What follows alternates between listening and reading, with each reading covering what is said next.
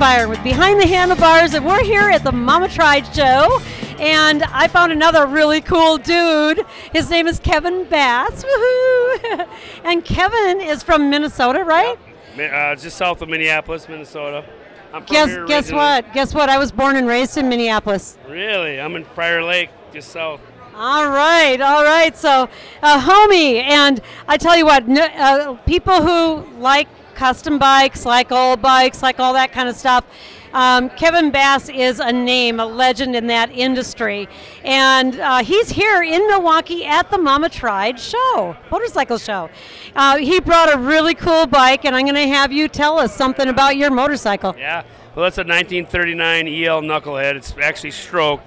So it's a pre-war knuckle, which it's got short rib cases, but it's got a stroker in it. Bigger stroke, longer stroke of the pistons, more compression, more horsepower. Power to do wheelies and burnouts, basically. But I built this for my wife, so my wife actually rides knuckles with me. I've been around old bikes my whole life. I ride knuckles. My wife rides knuckles. I'm going to have a knuckle for all three of my boys. And this one, she's always ridden on a little chopper with a hardtail frame that she sat right on the frame rails. And she'd see me on my 47 with the pogo seat, and she'd look over at me going, oh, I need one of those, you know. So I collected enough parts, and now this is going to be Amy's new ride. So it's kind of cool because I didn't really have her out in my shop to see me building it, and I surprised her with it, like, honey, here you go, this is what I did. It's kind of a Valentine's Day present. So it's a collection of a lot of the neat old parts I've had. There's a lot of really good stuff on this. Yeah. And you know what they say, happy wife, happy life. So I built one of my better bikes and gave it to my better half. Yeah, and I see the square tires, which can be a little interesting going into the curves. So she's got a little bit of that learning curve to do. You go to a bike show, you see all these brand new fancy bikes, fancy paint jobs. That's neat. I mean, they're great bikes. But you see an old crusty thing like this pull in. And who's not going to stop and look and go, oh, my God, if that thing could talk, the history and where it's been, you know. Yeah, I'm with you there. I teach my students that, you know, the appreciation for the vintage iron and where it came from, you know. And that, to me, there's soul in this bike.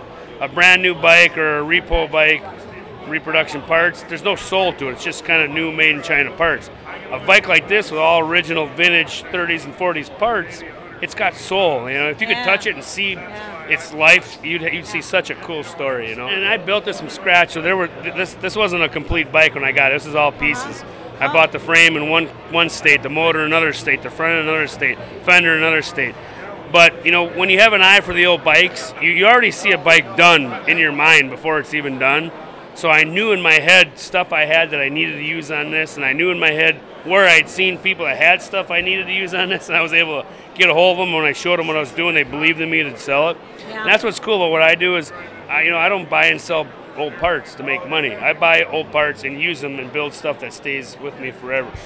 Well, Kevin, wonderful interview. I'm so glad that we were able to run into you, and thank you for coming to Mama Tried. So this is Behind the Handlebars with Hupy and Abraham.